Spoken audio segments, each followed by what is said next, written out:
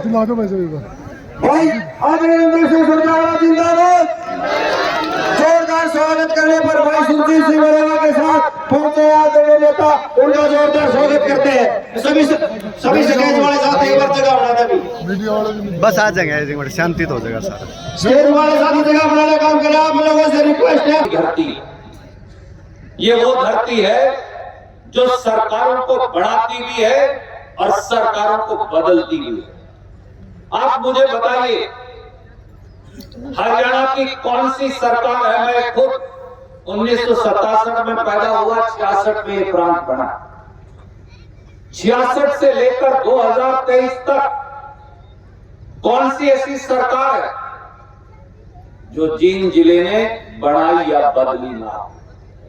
जब आपा ने फैसला कर लिया, एक मुख्यमंत्री को ये कह दिया कंडेला वाली सड़क से निकलेगा नहीं, तो निकल नहीं पाया।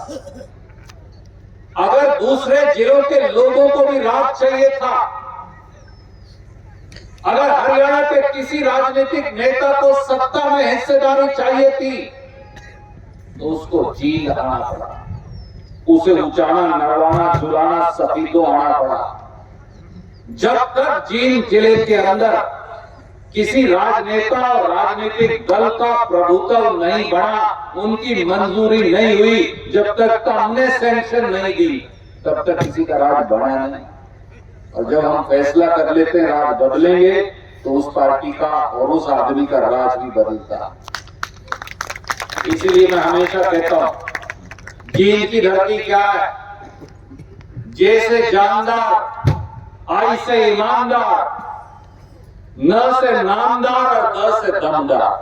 ये जानदार, ईमानदार, नामदार और दमदार 36 बिरादरी के लोगों का ये इलाके ने तरक्की की। जब आपने डिप्टी प्राइम मिनिस्टर और मुख्यमंत्री बनाए,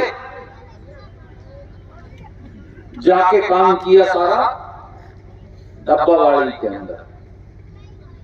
जहां जहां सत्ता आती गई, वो हिसार हो, वो भिवानी हो, वो सिरसा हो, वो रोहतक हो, वो कोई और इलाका हो, वहां वहां उस सत्ता का आनंद इलाके के लोग लेते रहे। कोई बुरी बात नहीं, जिसके घर में कुआं होगा 2 बाल्टी पानी वो जरूर लेंगे, परंतु उस सत्ता के वितरण की हिस्सेदारी हमारे बच्चों को मिली नहीं।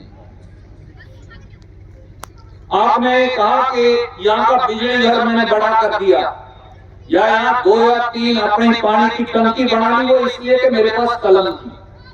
मैं आपको केवल एक बात कहता हूं, आज के दिन वो लोग सत्ता में है 10 साल से दिल्ली में और हरियाणा में, जिन्होंने किसान को, गरीब को, नौजवान को, महिलाओं को बहका के पर्ची दी। एक आदमी आया डुगडुगी बजाता हुआ 2014 में और बोला, किसान भाइयों 2022 तक तुम्हारी आय दुगनी कर दूंगा। बोला 22 तक आनी है नहीं, कहने में क्या जाता। किसान को लागत पर 50% मुनाफा दूंगा और लागत में किसान की जमीन का किराया भी शामिल करूंगा, बीज के दाम शामिल करूंगा, बिजली के दाम शामिल करूंगा, खाद के दाम शामिल करूंगा और किसान को इतना मुनाफा दूंगा। इस देश के, प्रदेश के किसान ने ये बात स्वीकार कर ली। देश के नौजवानों को कहा 2 करोड़ नौकरियां दूंगा हर साल। हमने कहा प्रांत तो छोटा है, 20, 25, 30 लाख तो अपने भी बनने आएंगे, क्यों सदीर भाई? ये समझ के पूरे देश के नौजवानों ने 2014 में डुगडुगी बजाने वाले उस आदमी पर विश्वास कर लिया। महिलाओं को कहा, मेरी बहन सस्ता गैस सिलेंडर दूंगा, घर का खर्चा चलाया करूंगा और बहुत सारे धंधे। कईयों को तो ये भी कह दिया, मैं चूल्हे में भी फूंक मार के जाया करूंगा। अगले ने सोचा अगर बार तो है नहीं, हो सकता मार दीजिए, इसमें कौन सी रोटी को नहीं है जाते। बोल रही क्या कारण है? राजनीतिक लोग बोल रही थोड़ा भैया। हरियाणा इस समय बदलाव की डगर पर है। सबसे पहले तो मेरी शुभकामनाएं भाई सुरजीत अड़ेवा को, इसलिए कि जिस कामयाबी से उन्होंने ठंड के इस मौसम में घंटों तक सारे साथियों सहित इस कामयाब कार्यक्रम का आयोजन किया है, उसके लिए वो साधुवाद के पात्र हैं।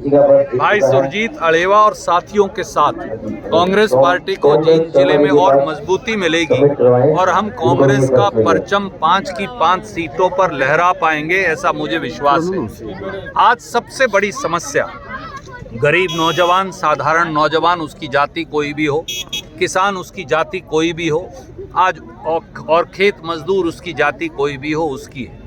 जींद में कोई फैक्ट्रियां तो सीटी मारती नहीं। जींद का काम जो है वो हमारी छोटी छोटी मंडियां और कस्बे और खेत खलिहान और खेती। आज किसान, गरीब, मजदूर, नौजवान अपने आप को ठगा हुआ महसूस कर रहा है और इसीलिए बदलाव के आह्वान की धरती जींद से ही भाजपा जजपा सरकार के बदलाव का आह्वान अड़ेवा की पवित्र धरती से हमने मिलकर किया। सर, हरियाणा में लगातार यौन शोषण के मामले बढ़ रहे हैं। अभी CDLU में हुआ, उससे दुर्भाग्यपूर्ण हो नहीं सकता, पर यह पहली बार नहीं हुआ। इससे पहले भी खट्टर साहब ने अपने एक मंत्री को, जिसको हमारी एक बेटी, पहलवान बेटी ने, खिलाड़ी बेटी ने, जिस पर इल्ज़ाम लगाया था, बगैर इंक्वायरी के ही क्लीन चिट दे दी थी।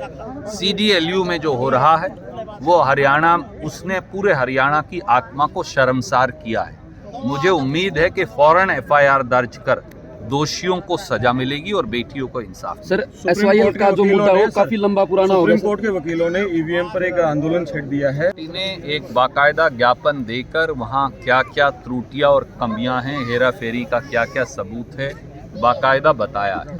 चुनाव आयोग ने उस पर रिस्पॉन्ड भी किया, जो काफ़ी नहीं है। जो सुप्रीम कोर्ट के वकील कर रहे हैं वो अपने तरीके से प्रजातंत्र को बचाने का एक अभियान चलाए हैं, उसको हमारा नैतिक समर्थन। लोकसभा चुनाव नजदीक है, कांग्रेस का संगठन अभी तक नहीं बन पा रहा है। देखिए, पिछले 10-11 साल से क्या तैयारी है? मैं तो कार्यकर्ता हूँ, संगठन बनाना तो भाई साहब हर बार पूछते हैं, मैं बताता हूँ मेरा काम नहीं, पर मैं आपको एक बात कह सकता हूँ।